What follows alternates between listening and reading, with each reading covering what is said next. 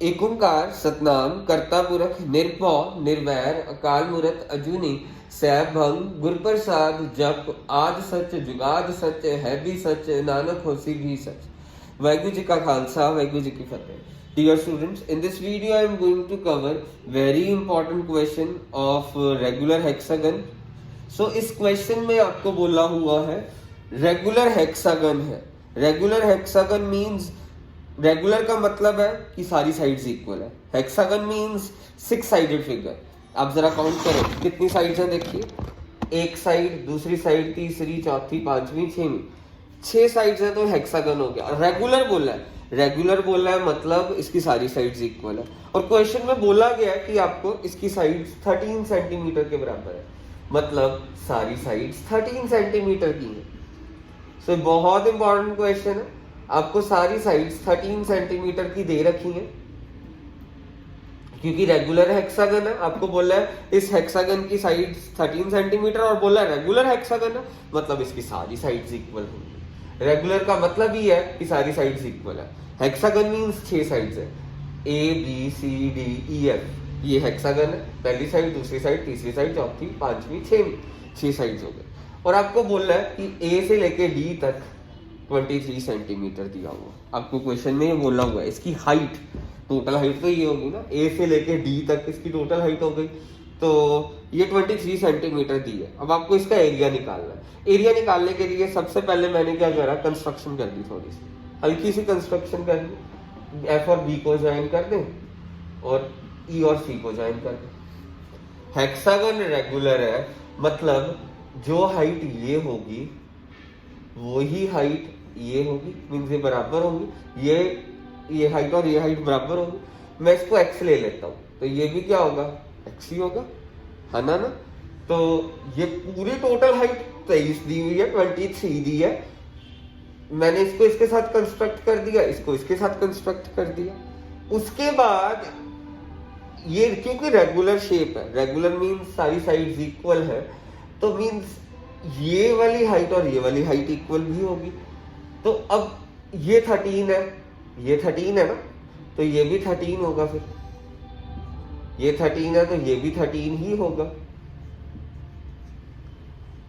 तो अब मैं क्या कह सकता हूं, ये पूरा यानी x प्लस 13 प्लस x, ये प्लस ये प्लस ये इज इक्वल टू 23 कह सकता हूं। तो ये 23 हो गया।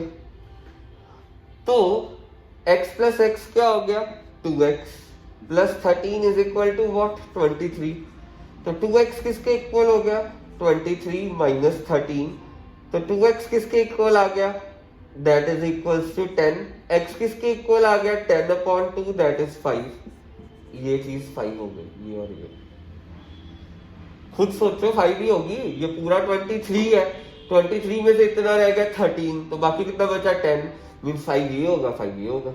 अगर आप वैसे तो ये बेस्ट तरीका है, ये x होगा, ये भी x होगा, फिर x plus 13 plus x is equal to 23, तो x 5 आ गया। तो अब जरा ध्यान से देखिएगा, मेरे को इस पूरी फिगर का एरिया निकालना है। तो पूरी फिगर का एरिया निकालने के लिए एक तो ये ट्राइंगल हो गया, ये ट्राइंगल हो गया और ये रेक्टेंगल हो गया। तो अब मैं करूंगा पहले, अब मेरे पास ये चीज की लेंथ आ जाए ना एफ बी और ई सी की, तो मेरा काम बहुत इजी होने वाला है। ये मेरे पास इतना पोर्शन x5 आ गया। हाइट हमेशा 90 डिग्री की होती है। हमने ये हाइट और ये हाइट बराबर ली थी ना, क्योंकि रेगुलर है, रेगुलर की सारी साइड्स इक्वल है, तो हमने पता चल गया कि ये ट्राइंगल और ये ट्राइंगल की हाइट बराबर होगी। और जो सी हाइट है वो 90 डिग्री का एंगल बनाती है, ठीक है। हाइट ने 90 डिग्री का एंगल बनाया और ये हमने 5 निकाल ली थी। तो इस ट्राइंगल में मैं पाइथागोरस थ्योरम लगा के ये पोर्शन निकाल लूंगा। सो पाइथागोरस थ्योरम क्या कहती है, hypotenuse square is equal to base square plus perpendicular square. आपने पाइथागोरस थ्योरम करी हुई है। तो hypotenuse square is equal to base square plus perpendicular square, ये आपको पता है। 90 के सामने वाली चीज इज हाइपोटेन्यूज, 90 डिग्री ये रहा, उसके सामने 13 है, ये हाइपोटेन्यूज हो गया। बेस हमारे को पता नहीं है, ये चीज बेस हो गई। और ये परपेंडिकुलर कितना, देखो ये 5, इसको परपेंडिकुलर कहते हैं। ऐसे स्ट्रेट लाइन को जो सी ऐसे ट्राइंगल की ना, ये राइट एंगल ट्राइंगल है, ये हाइपोटेन्यूज होता है। 90 के सामने वाली चीज ये परपेंडिकुलर होती है, ये बेस होती है। तो आपको इस क्वेश्चन में हाइपोटेन्यूज पता है, परपेंडिकुलर 5 पता है, बेस नहीं पता ये वाला, तो बेस निकल जाएगा। ये हाइपोटेन्यूज की जगह पे क्या लिख दिया 13, 13 का square is 169 is equal to B square plus 25। So 169 ये प्लस 25 है, उधर जाके क्या हो जाएगा अब ये minus 25 is equal to what B square. तो मेरे पास ये कितना आ गया अब 144 is equal to B square, तो इसे स्क्वायर है उधर जाके स्क्वायर रूट बन गया इज इक्वल टू बी। 144 का स्क्वायर रूट 12 होता है, तो मेरे पास ये आ गया 12 सेंटीमीटर। ये चीज इतना पोर्शन 12, तो इतना भी क्या होगा 12, तो पूरा क्या हो गया ये एफ बी 24, पूरी एफ बी 24 हो गई ना। तो मेरे पास क्या है, अब मेरे पास क्या हुआ ध्यान से देखिएगा, मेरे पास इस ट्राइंगल में जब मैंने पाइथागोरस थ्योरम लगाई ये बेस 12 आया, ये 12 आया, तो मतलब ये चीज भी 12 भी होगी, ये चीज भी 12 होगी, ये तो 12 आ गया, मतलब ये चीज भी 12 होगी। मींस 12 और 12 में पूरा यानी कितना आ गया मेरे पास अब 24। तो मैं लिख सकता हूं कि एफ बी पूरा 24 हो गया। तो ये 24 है, तो ये भी सामने 24 ही होगा।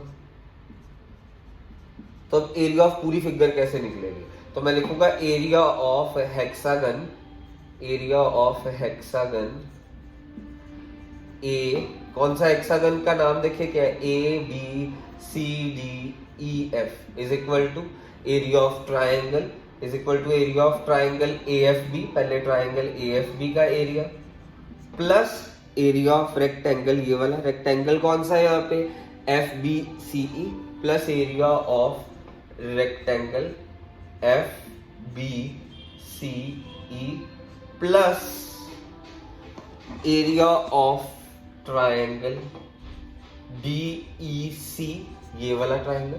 पूरा हेक्सागन किसके साथ बना है, ये ट्राइंगल के साथ, ये रेक्टेंगल के साथ और ये ट्राइंगल के साथ। तो अब बेसिकली ए एफ बी का एरिया कैसे निकलेगा, half into base into height. Area of rectangle कैसे निकलेगी, length time breadth. Area of triangle DEC ये भी कैसे निकलेगा, half time base time height. इस ए एफ बी का बेस देखो क्या है, इस ए एफ बी का बेस है 24, हाइट कितनी है, ये देखो बेस एफ बी है ना ए एफ बी का, ये बेस हो गया और हाइट कितनी है 5, ये पूरा बेस हो गया इस ट्राइंगल का, पूरे ए एफ बी का, ये चीज बेस हो गई और ये चीज हाइट हो गई। अब याद रखना ट्राइंगल, जैसे ये ट्राइंगल है इसको बेस कहते हैं और इस परपेंडिकुलर को हाइट कहते हैं। तो पूरा बेस मेरे पास इस ए एफ बी का पूरा बेस कितना हो गया 24 और हाइट कितनी होगी 5। रेक्टेंगल लेंथ टाइम ब्रेड्थ, इस रेक्टेंगल की लेंथ कितनी है 24 और विड्थ कितनी है 13। फिर इस ट्राइंगल डीईसी का भी बेस देखिए, बेस है 24 और हाइट कितनी है, ये हाइट क्या है 5। इसको सॉल्व करेंगे आंसर आ जाएगा 2 12 24, 2 12 24, 12 5 60 और इसको मल्टीप्लाई कर ले 12 5 अगेन 60 यहाँ पे और 24 इंटू 13 को हम फटाफट से मल्टीप्लाई कर ही लेते हैं। सो 3 4 12 72, then 1 4 4, 1 2 2, 7 plus 4 11, 3 1 2, so 312 plus 120 that is 432। ये क्वेश्चन खत्म हो गया, दैट्स इट, क्वेश्चन खत्म। सो ये क्वेश्चन बहुत बहुत बहुत ही इंपॉर्टेंट था, अच्छे से करिएगा इसको।